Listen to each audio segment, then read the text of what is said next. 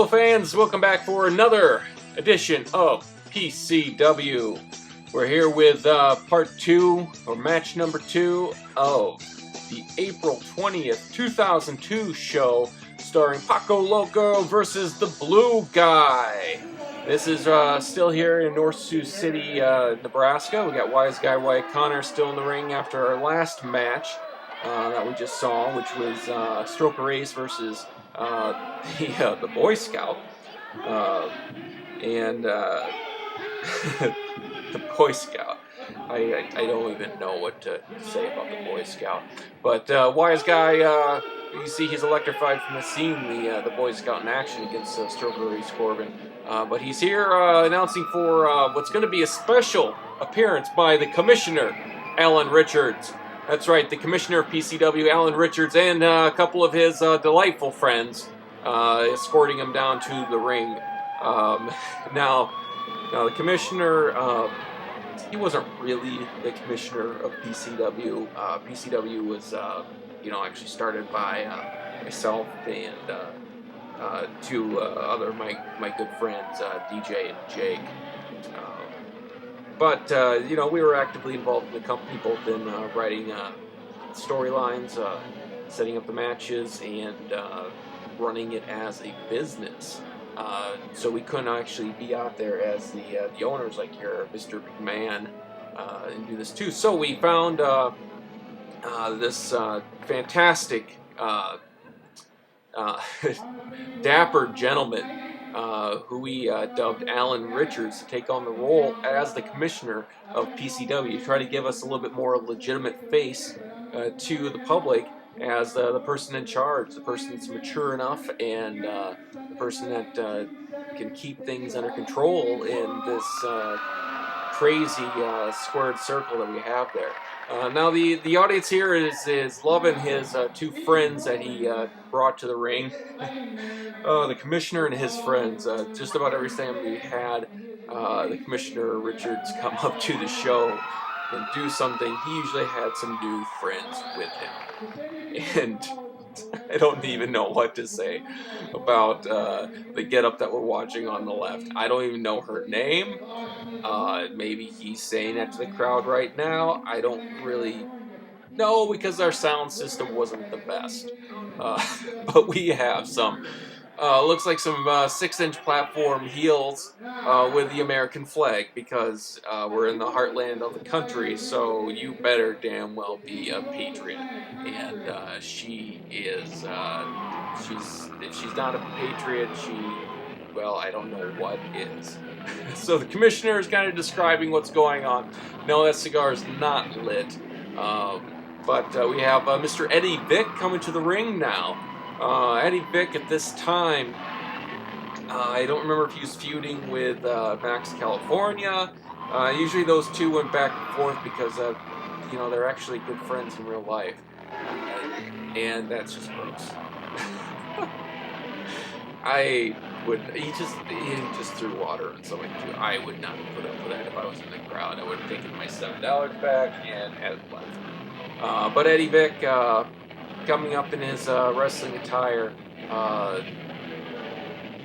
and playing up to the crowd, who he just spit on.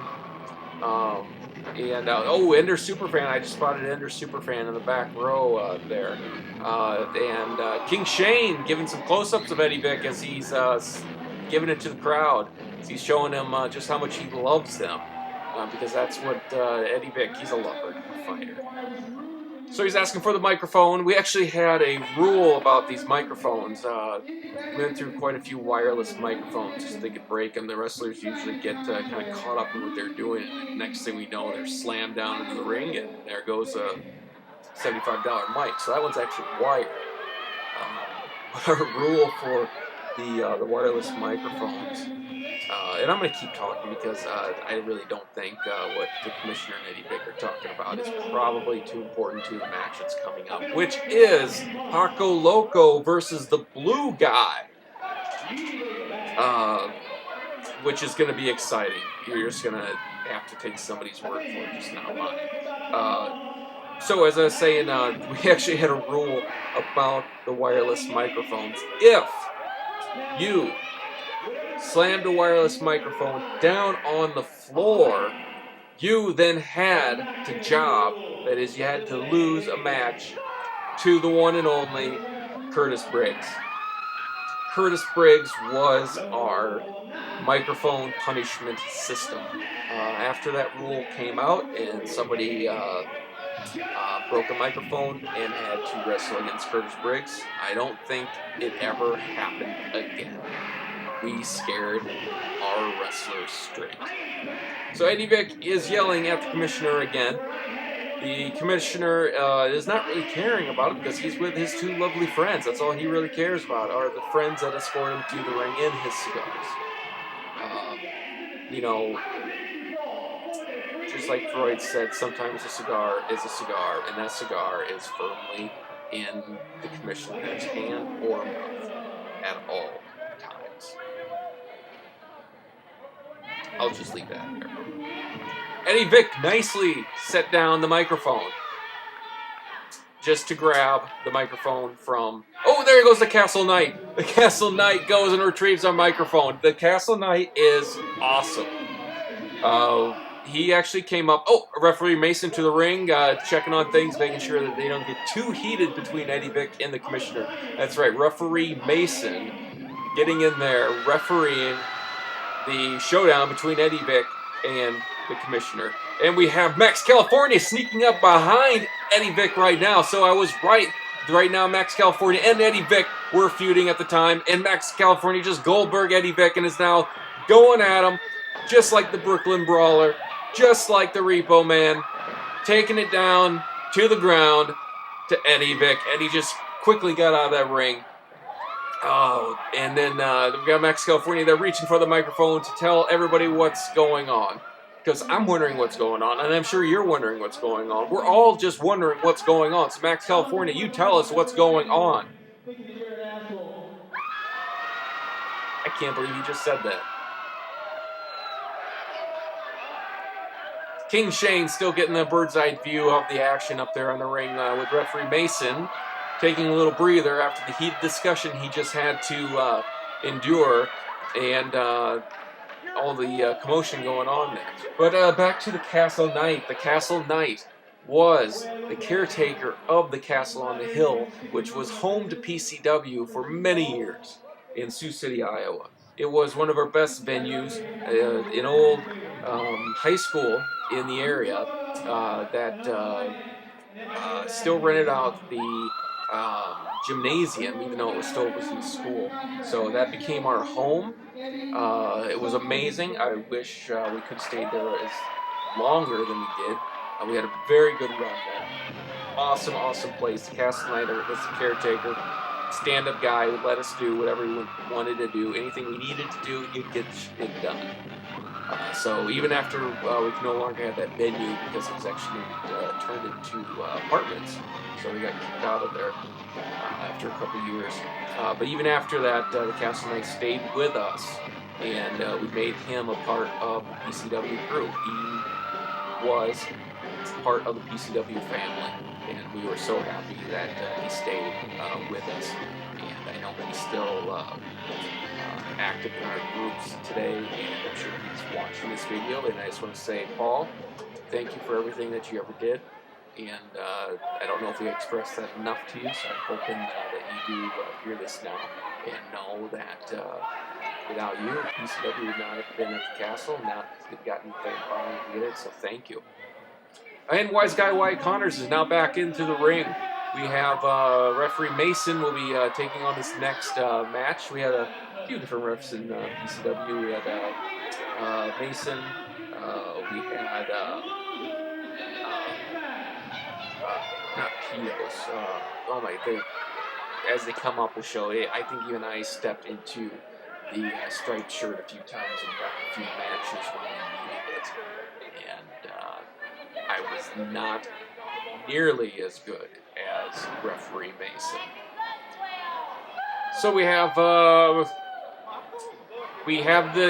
Paco Loco coming into the ring. Paco Loco, Wise Guy Wyatt Connors just introduced Paco Loco, and we got him to the ring.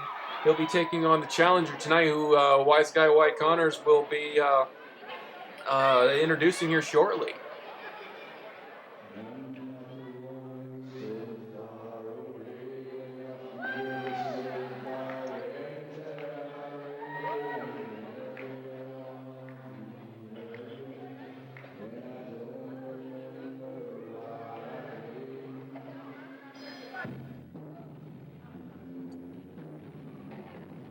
And who do we have here but the blue guy? Because he's dressed in blue, which may or may not be nursing scrubs. But he has the mask. He is blue. He is the blue guy. Thinking back, I think this match happened because we had a no-show. I think Paco Loco, either two completely different people were supposed to wrestle, and we had a no-show, or Paco Loco was scheduled originally to fight somebody, and his opponent no-showed, which did happen from time to time because either people didn't like how much we paid them, and they thought they had better things to do, or they would get caught in a blizzard. Usually it's probably though because of the pay, because they got paid approximately anywhere from -$50 to $50, and that was about it. This was not a money-making thing. And when I say -$50, because a lot of times we have to take donations from our crew to help get a show to be put on. And the times that we did have enough money from the attendance, then we tried to at least spot the guys some gas money that came in to this. This was truly a devotion out of love to do this, not for fame or money. But I think somebody probably no-showed. That's why we have the two masked warriors, because these two are other wrestlers. Shocking, I know. I'm giving away all the trade secrets here. But the blue guy, Paco Loco, and actually Paco Loco probably went through about 5 different wrestlers throughout the ages. A lot of times as new people come in, that start off as a masked person to get some experience in the ring. And Paco Loco was our guy to do that. And we just saw a little glimpse of the one and only Big Daddy Dolan with Casanova coming to the ring. At this time, the champs, I can't remember if they're heavyweight champ or tag team champ. I just know that they were probably champs because they were great stuff. There's Big Daddy Dolan, as we're seeing with the tag there. And Big Daddy Dolan taking it to the blue guy and bringing him up into what we got here. Oh, he's got both of them. He's blue balled them. He just blue balled the blue guys right there. Big Daddy Dolan taking it to him, gonna get the count, double 3 count, and 1, 2, 3. Casanova taking it on. Murphy Mason was a little too slow to get to the count, so Casanova showed him how it's done. That is Casanova. Looks like he has the PCW heavyweight title there. Casanova was one of our more charismatic title holders, so he had that. Let's listen to what Casanova's going to say to the blue guys.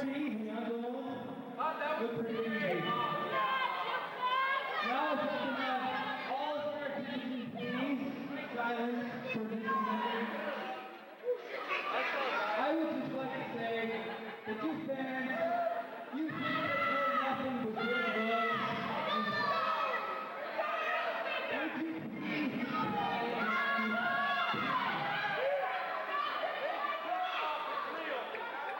And it looks like that's about it for this match.